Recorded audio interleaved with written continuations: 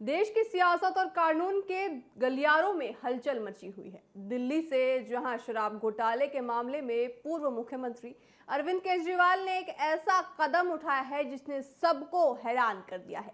केजरीवाल ने न केवल कोर्ट में पेश होने से इनकार कर दिया, बल्कि अपना वकील भेजने तक मना कर दिया है। क्या ये कोई सोची समझी रणनीति है या फिर खुद के लिए नई मुसीबत बुलाने जैसे कदम है? वहीं अगर हम बात करें दूसरी खबर की, तो उत्तर प्रदेश से जहां विधानसभा में कल मुख्यमंत्री योगी आदित्यनाथ का रौद्र रूप देखने को मिला। योगी ने कांग्रेस को सियासी बंजर बताते हुए समाजवादी पार्टी को बड़ी चेतावनी दी है। माफिया राज से लेकर महिला सुरक्षा के आंकड़ों तक योगी ने विपक्ष को पोस्टमार्टम कह दिया है, जिसकी गूंज हम आपको बता दें कि 2027 के चुनावों तक सुनाई देगी।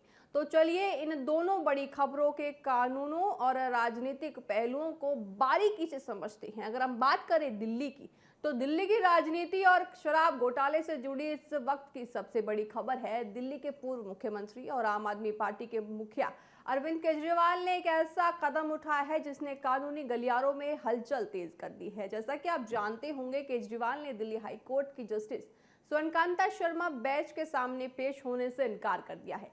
सिर्फ इतना ही नहीं, उन्होंने ये भी कह दिया कि उनकी तरफ से कोई वकील दलील नहीं पेश करेगा।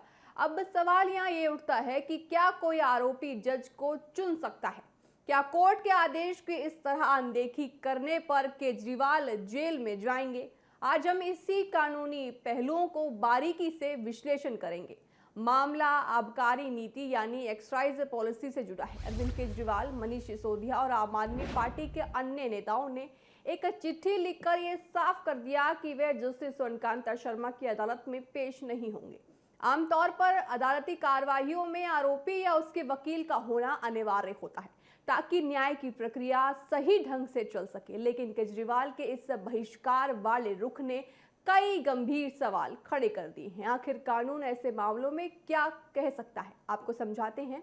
आपको बता दें कि कोर्ट के जो सुप्रीम कोर्ट की वकील हैं आरुषि, उनके अनुसार यदि अदालत ने किसी व्यक्ति को व्यक्तिगत रूप से उपस्थित होने का स्पष्ट आदेश दिया है और वह जानबूझकर इसका उल्लंघन करता है, तो उसे कानून की भाषा में न्यायालय की अवमानना और आदेश के उनके अपमान कहा जाता है। ऐसी स्थिति में कानूनी प्रक्रिया चरणबद्ध तरीके से सख्त होती है। सबसे पहले अदालत आरोपी की उपस्थिति सुनिश्चित करने के लिए बेलमैन वारंट जारी करता है, जिसमें पुलिस व्यक्ति को गिरफ्तार तो कर सकती है, लेकिन उसे तुरंत जमानत मिलने का कानूनी अधिकार होता है। हालांकि यदि आरोपी इसके बाद भी मना करता है या बार बार बुलाने पर भी पेश नहीं होता, तो अदालत अपना रुख कड़ा कर सकती है। नॉन अवेलेबल वारंट यानी NBW जैसे गैर जमानती वारंट जारी कर सकता है। यह स्थिति आरोपी के लिए अत्यंत गंभीर होती है, क्योंकि इसमें गिरफ्तारी के बाद तुरंत जमानत का कोई प्रावधान नहीं होता।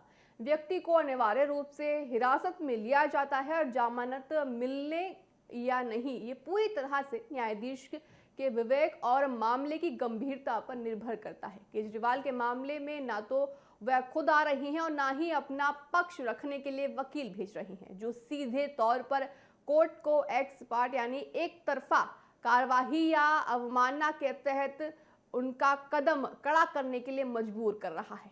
अब सवाल ये है कि क्या केजरीवाल ऐसा क्यों कर रही हैं? कानूनी विशेषज्ञों का मानना है कि ये सीधे सोची समझी साजिश है ताकि मामलों को लंबा खींचा जा सके या फिर कोर्ट के किसी संभावित कड़े फैसले को पक्षपात का नाम दिया जा सके, लेकिन कानूनी भावनाओं पर नहीं, दस्तावेजों और प्रक्रिया पर चलता है। जस्टिस स्वर्णकांता की बेंच ने पहले इस मामले में कई सख्त टिप्पणियां की हैं और अब नए रुख के बाद ये देखना खास होगा कि कोर्ट अगली सुनवाई में क्या कड़ा रुख अपनाता है। कानून भावनाओं या राजनीतिक बयानों पर नहीं, बल्कि स्थापित प्रक्रियाओं पर चलता है। जस्टिस स्वर्णकांता बेंच पहले ही इस मामले में कड़े रुख के लिए जानी जाती हैं। अब जब केजरीवाल ने सीधे तौर पर कोर्ट की प्रक्रिया से दूरी बना ली है, तो गेंद कोर्ट के पाले में जाकर गिरती नजर आती है। क्या दिल्ली हाई कोर्ट इस असहयोग पर सख्त एक्शन लेता है या केजरीवाल को दोबारा हिरासत में भेजने का आदेश देगा, ये तो समय बताएगा। ये देखना खास होगा कि अगली सुनवाई में कानून का डंडा किस तरह चलता है। आपने समझा कि दिल्ली की राजनीति में आखिर अभी क्या चल रहा है। केजरीवाल ने किस तरह से जाने को मना कर दिया हाई कोर्ट में।